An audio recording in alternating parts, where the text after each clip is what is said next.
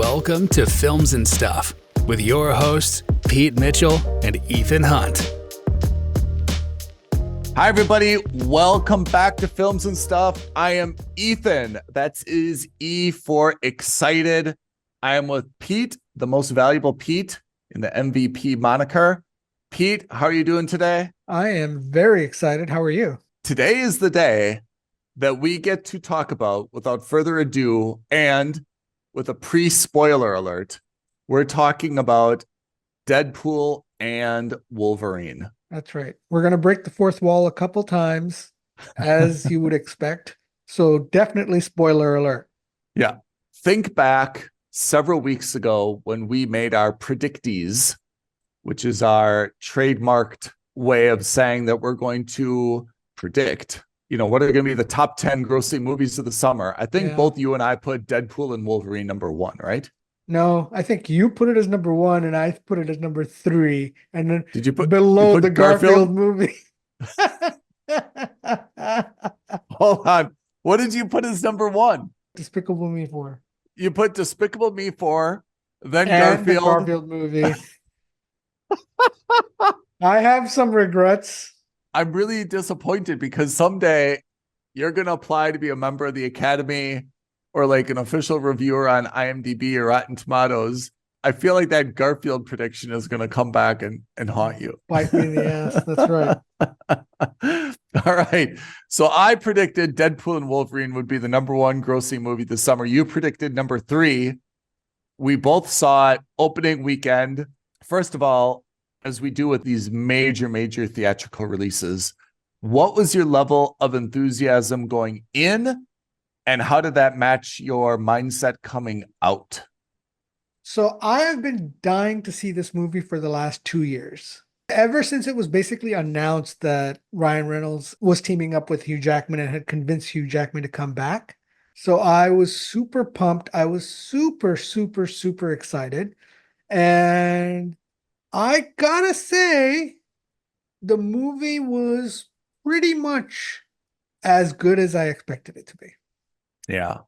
I think you were more excited about it.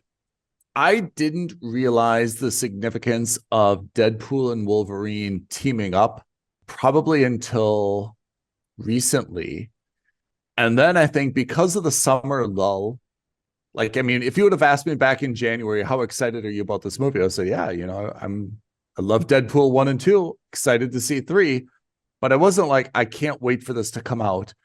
Probably the last 2 weeks, possibly because there's just been such a dearth. It's been a summer lull, right? Yeah. Notwithstanding Garfield, that I've really been craving a good blockbuster. So I think this came at the right time. And I have to say, during and after the movie, I was really impressed with the writing. And when I look back on it, it makes me so angry that other Marvel movies, such as Ant-Man, Quantumania, Thor, Love and Thunder, were so rubbish, because this movie proves what good writers and planners MCU has when it really puts its mind to it. Let's talk about this. We'll come back to the theater experience. So, should we talk about the background to this movie? What led us to this moment? I think the background is really important on how we even got here, right? Yeah. Because I had to refresh myself again, right? So Deadpool 1, pretty straight plot, right? Deadpool 2, pretty straight plot until the end in the mid-credit sequence.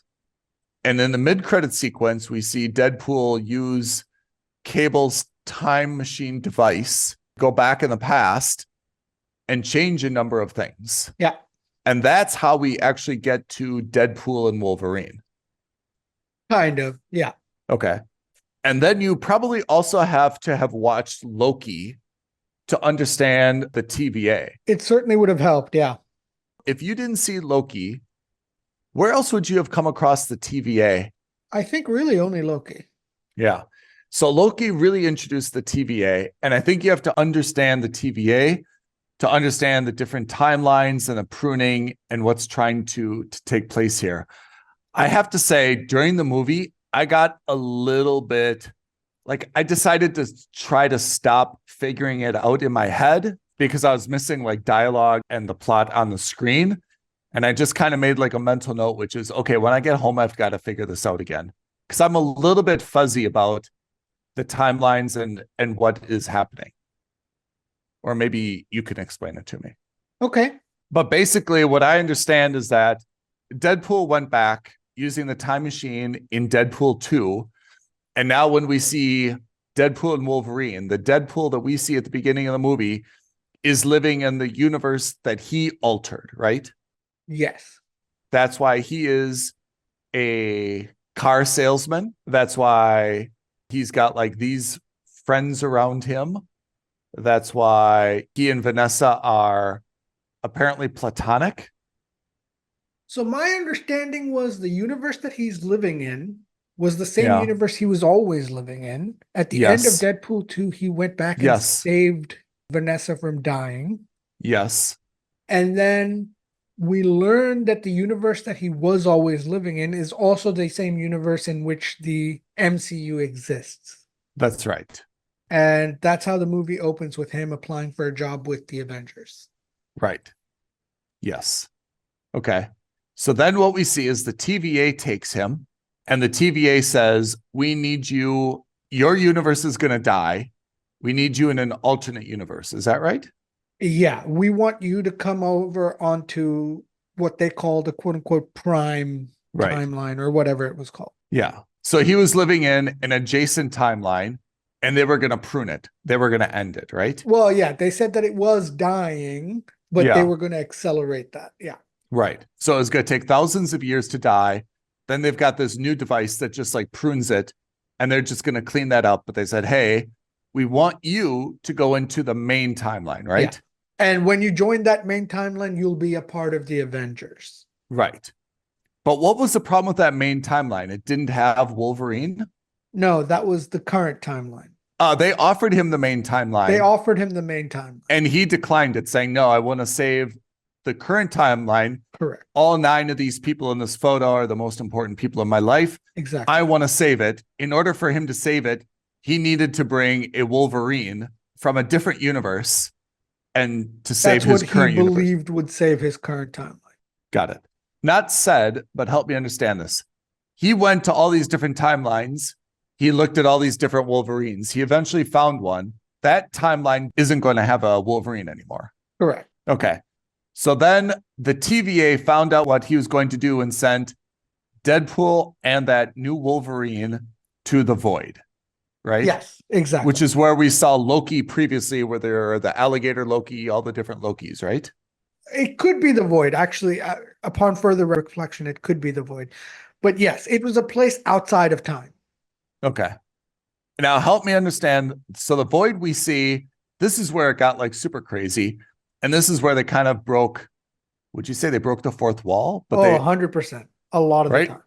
The tongue-in-cheek joke that if you didn't follow, I guess, comics or MCU or everything, was they basically said all these superheroes who have appeared in kind of like one-off movies or never were part of the Avengers but are owned by MCU, this is kind of where they've just been stored to die, right? So we saw Blade, we saw... So this is Elektra. Basically all the Fox movies.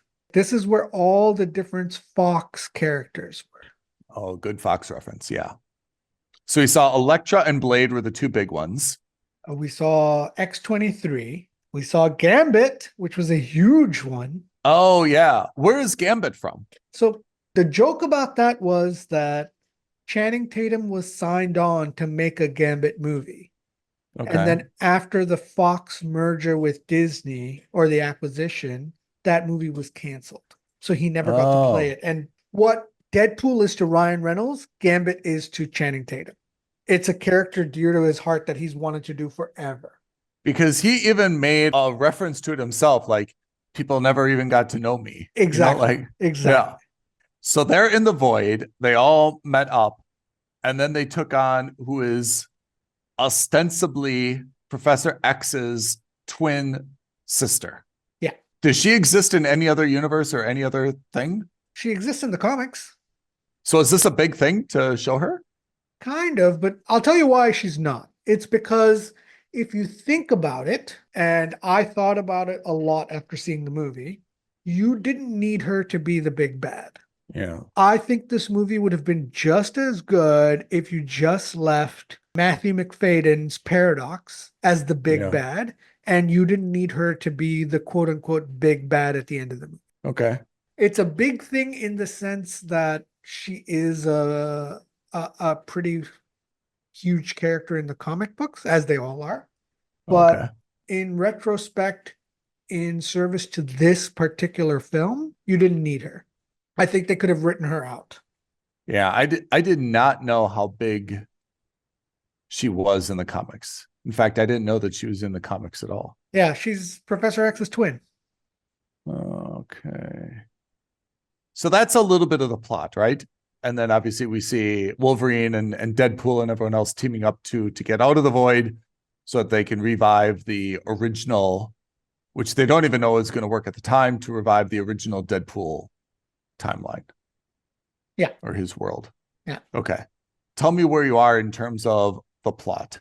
So look, this is one of those films that was affected by the writer's strike. It's also been, in development for some time. The plot was not bad. I didn't think anything bad of it, but I didn't think that it was anything particularly fantastic. Okay. I think like most superhero films, the villain wasn't anything super spectacular. Again, I think they could have written it so that Matthew McFadden was the main bad guy and left it at that. And I think that would have been just great. I thought that some elements of it was a little weak. So for example, Logan's backstory as to why he quote unquote thought that he killed the X-Men in his universe, I thought that was a bit weak. Can we take a timeout? It was X-Men Days of Future Past, right? That was the last X-Men movie we saw. And then came Apocalypse, Age of Apocalypse. How did Age of Apocalypse end? I don't even remember because it was so bad. Okay. And then after Apocalypse, then we saw Wolverine, and then it was Logan, right? So Logan was the last one that I remember really seeing, but I think Age of Apocalypse came after that. I mean, that's one of the things that they've kind of like also mocked in the movie, which was X-Men is very hard to sort out, right? Kind of, yeah. Because even I'm not sure exactly where X-Men ended, except that based on Wolverine, Professor X, who's kind of senile, and Logan, who's losing his powers. And then obviously X-23 is Logan's daughter somehow. Well, his clone. His clone. Yeah. But a lady. Yeah.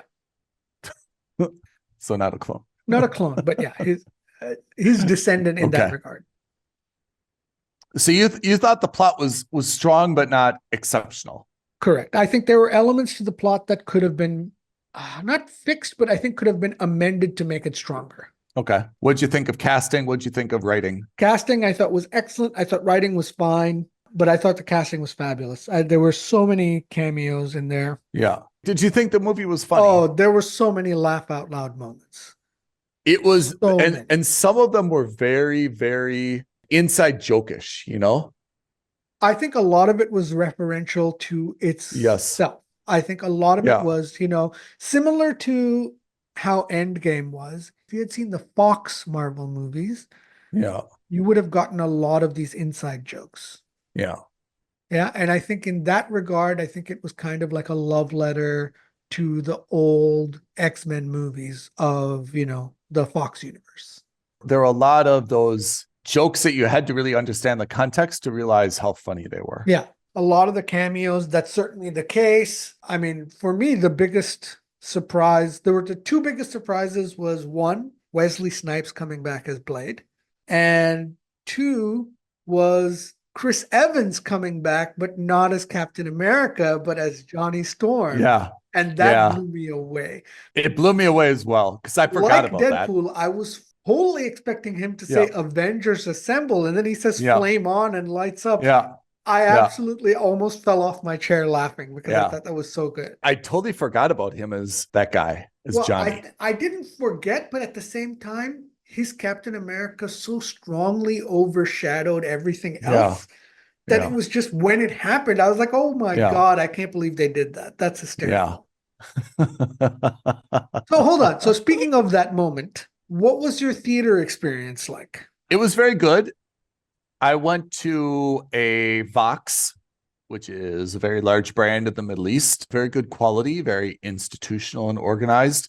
I found the crowd was it was not packed, but for a very late night showing, there were a good amount of people. And I thought everyone was very enthusiastic and engaged. Okay. Not like cheering and clapping, but good amount of laughing and oohing and eyeing. Okay. So I found that everyone was familiar with a lot of the backstory, because a lot of the, like, Blade, definitely, I don't know what the sound was, but like people noticed when Blade came on. Right. And I even noticed Blade said something like, "There's only one of me." He made exactly. it. And there only like ever will be. Yeah.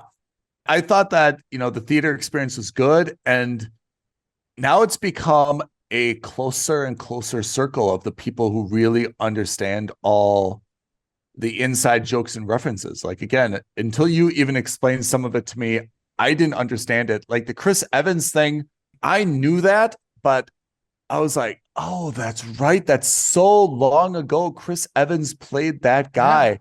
And I can't even remember what Fantastic Four movie that was, but I do remember him playing that guy. But I never would have expected that, pre-movie. Yeah. Walking into this. Yeah. Are you ready for this? I saw this at a 9 a.m. Friday morning. Kudos to you. Was anyone else there? So you know why I saw it at 9 a.m.? Because the Everything else was 10:30 sold out. a.m. sold out. Sold out. 1 p.m. sold out. Sold out. 4 o'clock sold out. No way. 7 o'clock sold out. And I didn't think I could wait till 9:30 at night to watch it. Hold on. How many seats are in the cinema? Like 100 seats? Oh, way more than that. It's like 300 per screening. Wow, that's just at my crazy. local one that's like a couple hundred meters away from my apartment complex. Sold out. I mean, madness. And at 9 o'clock, packed. 9 o'clock in the morning, workday, packed. I was Workday. blown away. Workday. How much is your ticket? 360 rupees. So $5. Wow. And that was the premier seat with the recliner. And you didn't get any samosas? Too early in the morning. Criminal. I couldn't do samosas first. To have a fried puff pastry with potato at 9 o'clock in the morning felt a bit much even for me. Sold out, and people were absolutely losing their minds. Really? So that opening Wow. fight sequence, the Chris Evans reveal, the cameos, everyone was absolutely losing their god darned minds.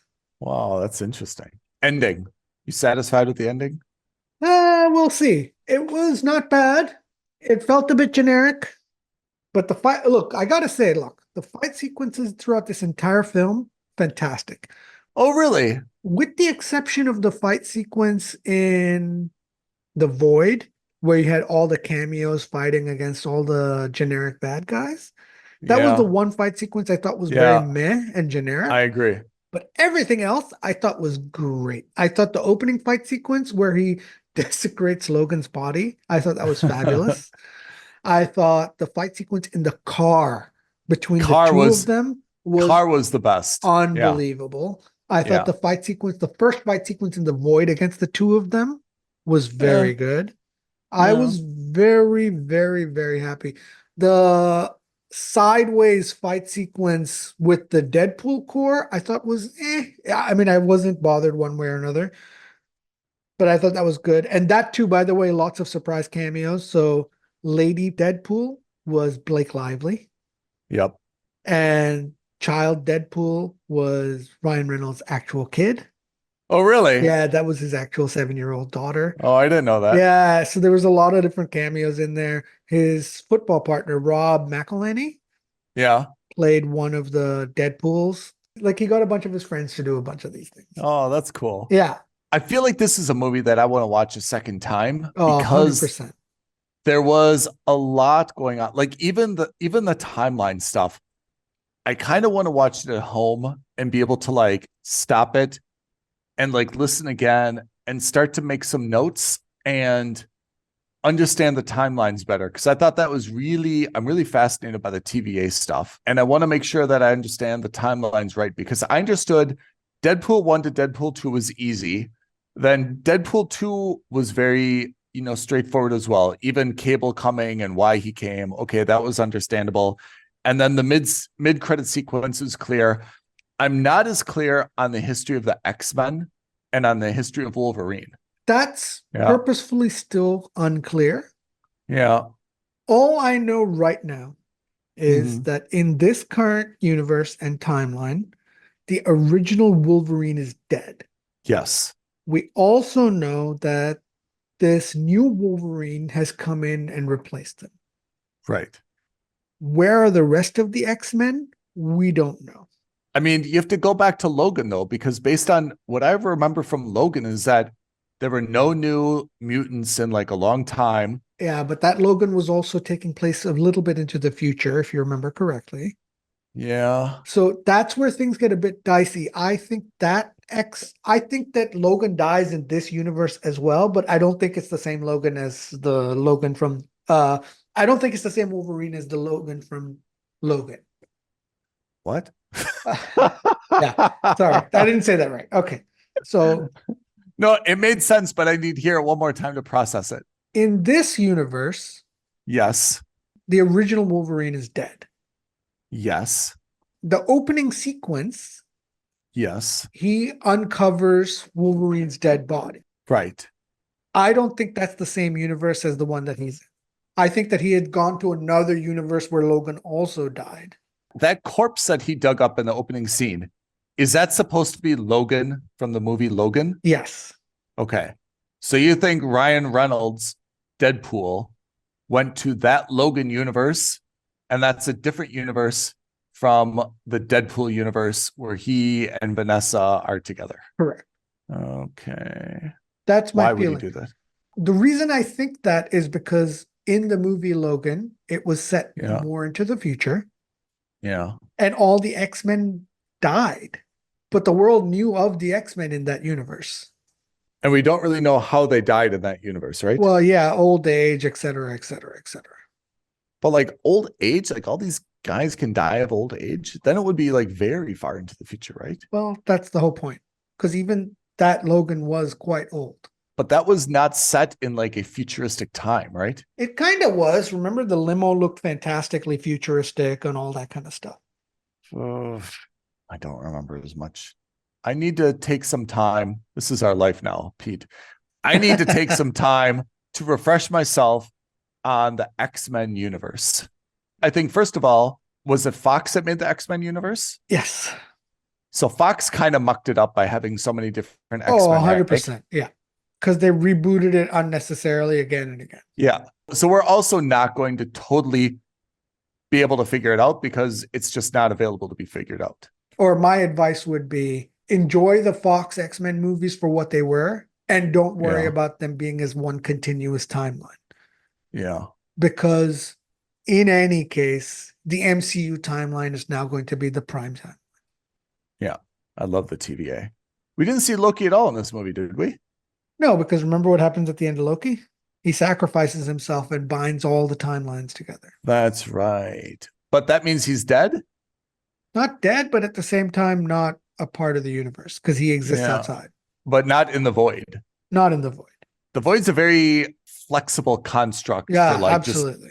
Just stashing anything you want there, right? Yeah, exactly. So what's your rating of this film? Oh, this is 100% a must-watch in cinemas. Look, I agree. The soundtrack was great. The fight sequences were fantastic. The visual effects were fantastic. You're not going to be able to get the same level of enjoyment at home that you would in the cinema. Having said that, like you rightly pointed out, you will be able to get a deeper dive Yeah. by, pausing to understand, to see the little cameos and to see all the little inside nods. You'll get that Yeah. from home. But like Yeah. in terms of your first viewing, maybe even your second or third viewing, in terms of pure visceral enjoyment, you're going to Yeah. want to do it in the cinema. You're going to want to experience like what I did. I Yeah. had so many people hooting and hollering Yeah. throughout the entire cinema at 9 a.m. on a Friday morning. You're like, it's a work day. It's crazy. Note, dear listeners, that Pete had no compunction about spending the morning of his workday. I am like the watcher. I'm an impartial viewer from the outside. I'm allowed to watch movies at 9 o'clock on a Friday. Yeah. One thing I didn't ask you, how excited were you for Wolverine's suit? Oh my God. It was so awesome. It was so good. It was so good because they've made so many jokes about it in all Yeah. of the live action adaptations for the last 24 years. And I Yeah. think even Ryan Reynolds made that joke as Deadpool. It's like it only took 20 years for you to get it right. Yeah. Because why do you look like you're a member of the Los Angeles Rams? Yeah. Yeah. It was so good. It was fantastic. But it was like a big thing among fans, like that Wolverine never, right? I mean, when Yeah. you think of Wolverine, you think of the Michigan Wolverines, right? Like And you think of the yellow and blue Yeah. latex suit. Absolutely. Yeah. I agree with you though. The fight scene in the Honda Odyssey was, I Oh, think, one of fabulous. Really, really good. yeah. And what a great promotional tie-in for Honda. I want to say something about the Honda Odyssey. These are the types of things, that at first glance, I would expect like a Japanese marketing executive would be really, really angry about. But I think it's going to have the opposite effect. Just like remember the Pontiac Aztec in Breaking Bad. Breaking Bad. Suddenly you couldn't find them on the secondary market. They were so ugly and so mocked that they became like the symbol, right? And suddenly like all the Gen Zers wanted, the Pontiac Aztec specifically because of Breaking Bad, right? Yeah. The Honda Odyssey may become, the next thing where like now it's cool to like drive a minivan and like I feel bad for the Kia Carnival.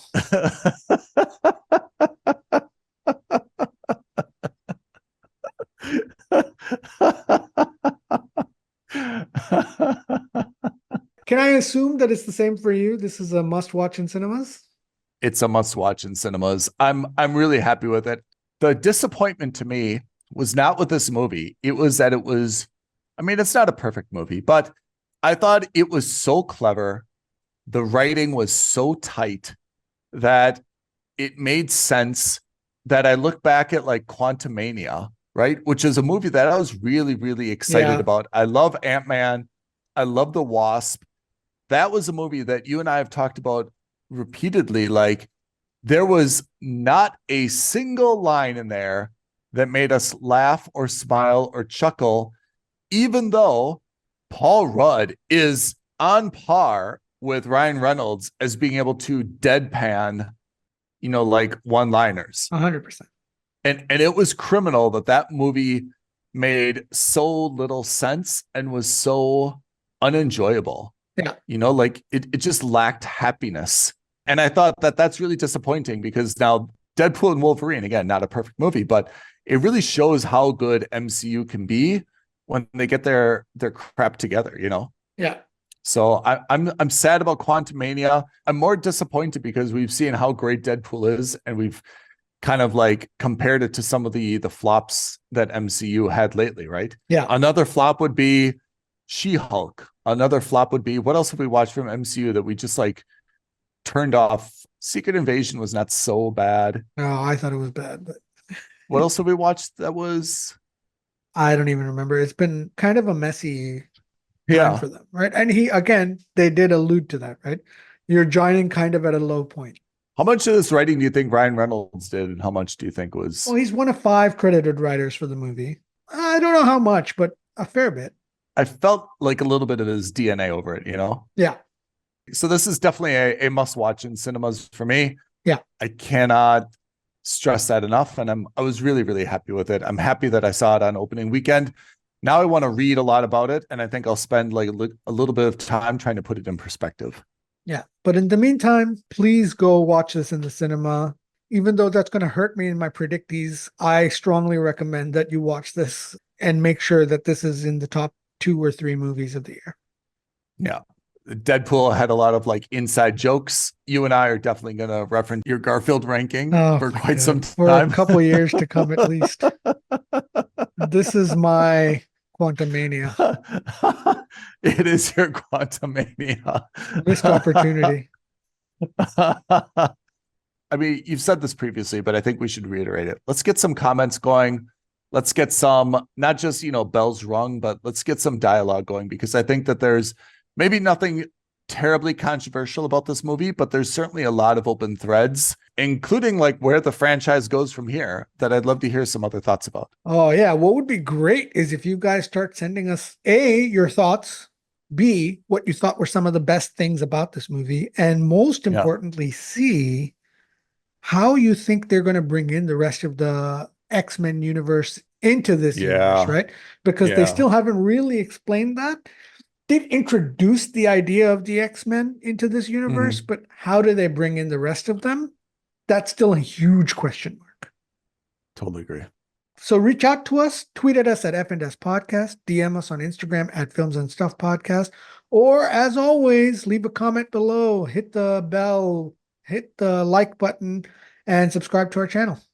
Pete, I could not have said it better myself. Thank you, as always, for being my guru, helping to explain some of the finer points of comic book lore and, other exposition that I think is necessary, because this was a very fast-moving film, and there's a lot of details that if you blinked, you missed. And even if you were watching intently, there's a lot of little stuff to follow up on. So I'm happy I had you to help explain some of those finer points to me. My pleasure.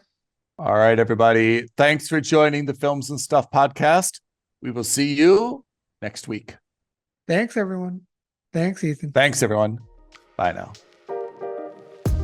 Thank you for listening to another episode of Films and Stuff. If you haven't already, please subscribe and review on Apple Podcasts, Spotify, or wherever podcasts are downloaded. Films and Stuff.